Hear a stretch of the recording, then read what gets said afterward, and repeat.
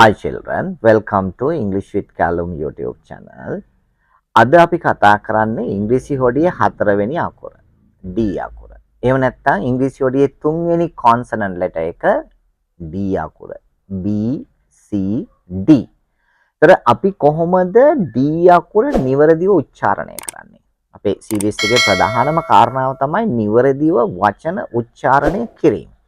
එහෙනම් D අකුර උච්චාරණය කරන ප්‍රධානම වැදගත්ම ක්‍රම තුනක් මම ඔයගොල්ලොත් එක්ක අද කතා කරනවා. අංක 1 පළවෙනියටම අපි ඉංග්‍රීසි D අකුර ශබ්ද කරන්න ඕනේ ඩ ඩ ඩ කියලා තමයි ශබ්ද කරන්නේ. ඩ කියලා තමයි අපි ඉංග්‍රීසි D අකුර ශබ්ද කරන්න ඕනේ.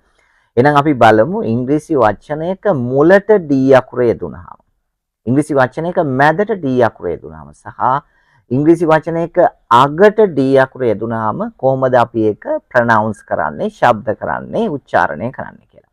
අපි මුලින්ම බලමු ඉංග්‍රීසි වචනයක මුලට D අකුර යෙදුනහම කොහොමද අපි උච්චාරණය කරන්නේ කියලා. අපි එක්සැම්පල් විදිහට ගත්තොත් එම do, day, dear, dance, deck, dog. I'll say it again. මම නැවත කියන්නම්. Do, they, dear, dance, dog, dog. Do, they, dear, dance, dog, dog. දැන් මෙතනදී අපි hard විදියට ටිකක් බර තියලා තමයි ඩ කියලා කිව්වේ. අපි වචනයක මැදට D අකුර આવොත් එච්චර hard විදියට බර තියන්නේ නැහැ. අපි ටිකක් hard ගතිය hardness එක චුට්ටක් අඩු කරලා අපි ඩ කියලා කියනවා. ඩ කියලා කියනවා. ඩ කියන්නේ නැතුව ඩ කියලා කියනවා. අපි බලමු මැදට යෙදුනොත් අපි කියනවා body, Friday, idea, ready, steady, made. I'll say it again. Body, Friday, idea, ready, steady, made. Body, Friday, idea, ready, steady, made. ඒ වගේම වචනයක අගට D අකුර ආවහම අපි ශබ්ද කරන්නේ soft විදියට, මුදු විදියට ඩ ඩ ඩ soft විදියට තමයි අපි D අකුර උච්චාරණය කරන්න ඕනේ. අපි බලමු example did, dad, old, gold, called, already. Did, dad, old, gold, called, already. I'll say it again. Did, dad, old, gold, called, already. එහෙනම් අපි දැක්කා මෙන්න ඉංග්‍රීසි වචනයක D අකුර ශබ්ද වෙන විදිය. එහෙනම් අංක 1ටම D අකුර ශබ්ද කරන්නේ ඩ කියලා. අපි සෙන්ටෙන්ස් එකක් ප්‍රැක්ටිස් කරොත් මෙන්න මේ D අකුර ඩ විදියට ශබ්ද වෙන අපිට මෙන්න මේ විදියට ප්‍රැක්ටිස් කරන්න පුළුවන්. ඕගොල්ලොත් මාත් එක්ක ප්‍රැක්ටිස් කරන්න නැවත නැවත මේක ප්‍රැක්ටිස් කරන්න. එතකොට ඕගොල්ලන්ට ඩ ශබ්දයේ යෙදෙන විදිය නිවැරදිව ඉගෙන ගන්න පුළුවන්. Okay, let's start. Daddy did do some studies in his bedroom. Daddy did do some studies in his bedroom. Daddy did do some studies in his bedroom.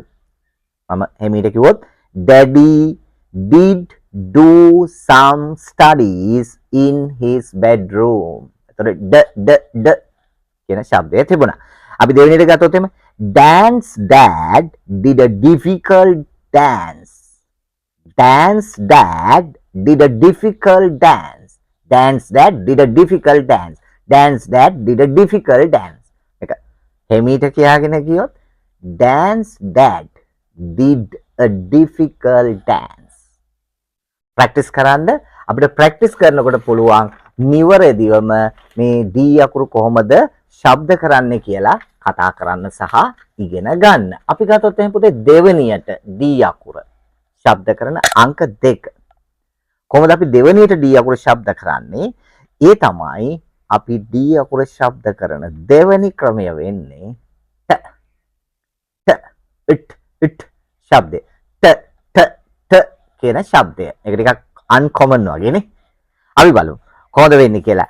ගොඩක් කලාවට මේ ට ශබ්දය යෙදෙන සරල ක්ලූ එකක් ඔයගලන්ට කියලා දෙන්නම්.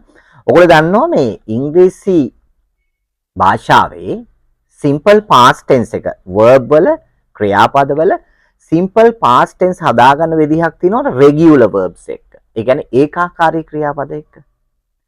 ඒකාකාරී ක්‍රියාපදයක අගට ed එකතු කරලා තමයි අපි past tense හදාගන්නේ. අපි example කිව්වොත් kicked කියන එක, packed කියන එක, lack කියන එක මෙන්න මේ වගේ. ඒතර ඒ අගට ed එකතු කරලානේ past tense කරන්නේ.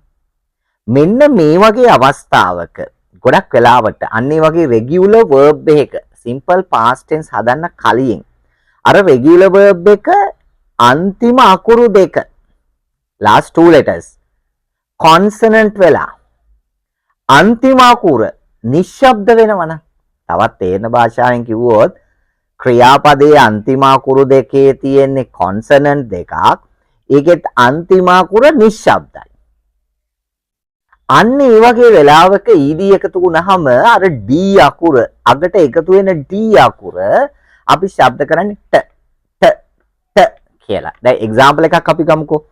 kick කියන පදේ ගමු. k i c k. එතකොට ඇත්තටම කිව්වොත් ck නේ. ඔය c අකුර ශබ්ද වුණාට එතන k අකුර නිශ්ශබ්දයි. kick. එහෙනම් අන්න එතනදී අපි ed එකතු කළාට මේක ට ශබ්දේ එන්නේ. kicked කියන ශබ්දය තමයි එන්නේ. අපි තව එකක් ගමුකෝ. pack psck. එතනත් k අකුර mute නිශ්ශබ්දයි නේද? packed helped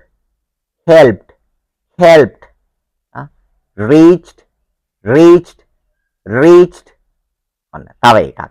අපි ගත්තොත් unearth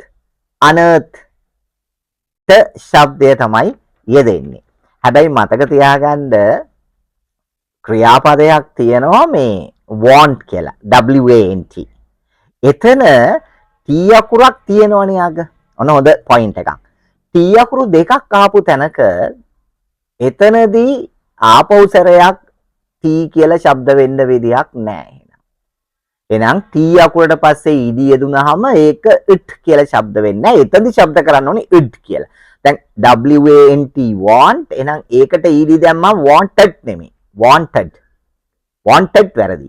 wanted වෙන්න ඕනේ. ඒකට හේතුව තමයි t අකුරක් තියෙනවා. ආපහු t අකුරක් ශබ්ද කරන්න බෑ අපිට. හොඳයි. දැන් අපි ප්‍රැක්ටිස් කළොත් එහෙම මේ t අකුර යෙදෙන අවස්ථාව අපි ප්‍රැක්ටිස් කරොත් එහෙම අපිට ප්‍රැක්ටිස් කරන්න පුළුවන් මෙන්න මේ විදිහට. ඒ කොහොමද? right? I helped. She laughed. I guessed. He worked. They wished. He kissed. I'll say it again. I helped. She laughed. I guessed. He worked. They wished. She kissed.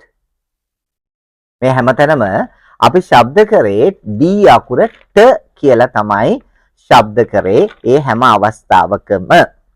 ඊළඟට ගත්තොත් එහෙම අපි d අකුර ශබ්ද කරන තුන්වෙනි අවස්ථාව. ඔයගොල්ලන් ඉතින් මොකක් කියලාද? එහෙනම් අපි ඩ කියලා ශබ්ද කරා. ට කියලා t අකුර ශබ්ද කරා.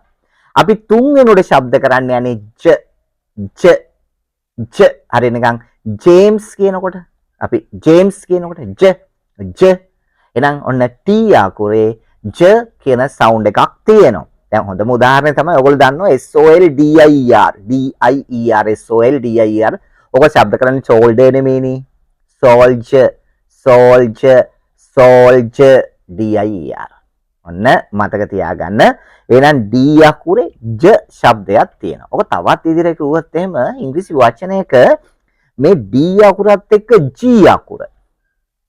d අකුරත් එක්ක g අකුරේ දෙනකොට කොහොමද j කියලා අපි ශබ්ද කරන්න ඕනේ. අපි එක්සැම්පල් ගත්තොත් එහෙම edge, ledge, bridge, badge, hedge, wedge.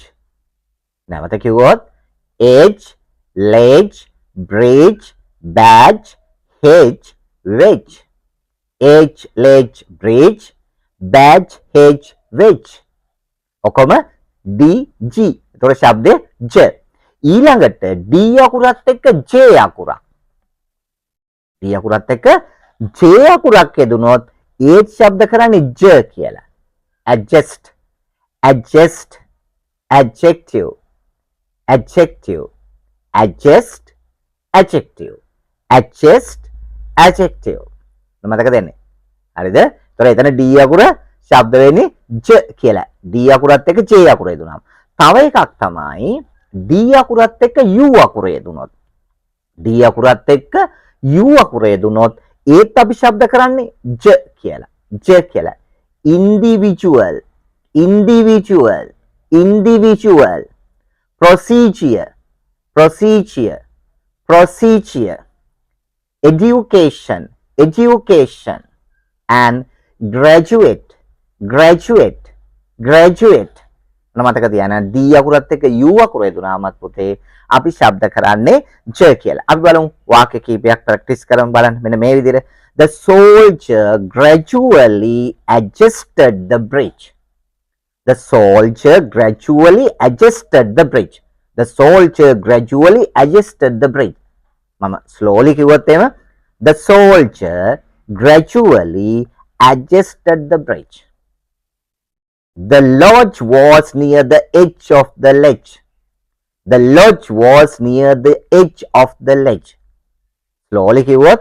The lodge was near the edge of the ledge. The lodge was near the edge of the ledge. J ශබ්දය.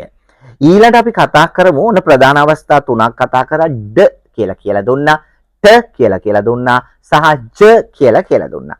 ඊළඟට මේ D අකුර නිශ්ශබ්ද අවස්ථා. මොන අවස්ථාවලදීද D අකුර නිශ්ශබ්දව අපි තියන්නේ කියලා. අපි ප්‍රධාන වශයෙන්ම ගත්තොත් පුතේ ඉංග්‍රීසි වචනයක ව්‍යංජනාක්ෂර දෙකක් අතර, ඒ කියන්නේ කොන්සනන්ට් දෙකක් අතර D අකුර යෙදුනොත් අපි D අකුර නිශ්ශබ්දව තියෙනවා. ශබ්ද කරන්න යන්නේ නැහැ. හොඳ උදාහරණයක් විදිහට ගත්තොත් අපි කියන්න පුළුවන් handsome, handsome, handsome. We don't say handsome. We say handsome. Handkerchief, handkerchief. Sandwich, sandwich. We don't say sandwich. We say sandwich. ඒ වගේම මේ ඔය grand කියන පදය GRAND එයත් එක්ක තව කොටස් හදනවානේ ඔය relationships ගැන කතා කරලා. grandma, grandpa, grandparents, granddaughter, grandson, grand. We don't say grand. D අකුරු ශබ්ද කරන්නේ නැහැ. grandma, grandpa, grandparents, grandson, granddaughter. ඔන්න අපි ඒ විදිහට පුළුවන් අපිට D අකුර නිශ්ශබ්දව තියන්න. ඊළඟට අපි ගත්තොත් එහෙම ගොඩක් වෙලාවට D අකුරු දෙකක් ආවොත්. හරිද? සමහර අවස්ථාවල D අකුරු දෙකක් එනවා. ඒ වගේ වෙලාවකට අපි එකක් විතරයි ශබ්ද කරන්න ඕනේ. දැන් උදාහරණයක් විදිහට ගත්තොත් එහෙම අපි කියනවා middle, middle, middle, middle, address, address, address. right? ඔන්න අපි ශබ්ද කරන විදිය. ඊළඟට ගත්තොත් එimhe මේකේ එක්සෙප්ෂන් එකක් තියෙනවා. ඒ කියන්නේ D අකුරු දෙකක් ආවම ද කියලා ශබ්ද වෙන තැනක් තියෙනවා. ඒ තමයි මේ ඔයගොල්ලෝ දන්නවා මේ අපි කියනවා එකට මේ compound noun එකතු වෙලා හැදෙන පද තියෙනවනේ. අන්න ඒ වගේ අපි කියනවා midday, midday වෙන වෙනමත් කියන්න පුළුවන්.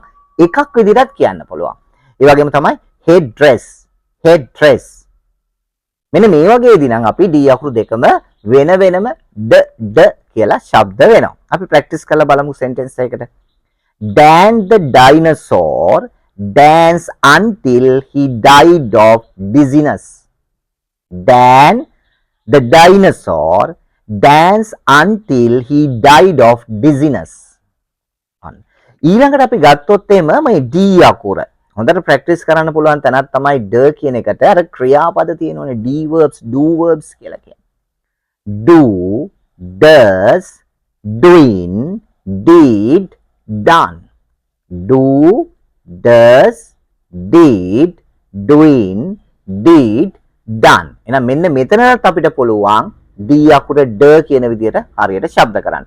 එහෙනම් මේ වීඩියෝ එක නැවත නරඹන්න. හොඳට ප්‍රැක්ටිස් කරන්න D අකුර.